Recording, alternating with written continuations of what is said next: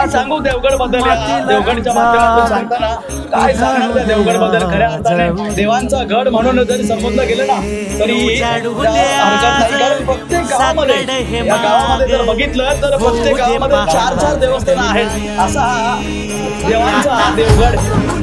पहिला सामन्याचा सामनावीर ठरलाय.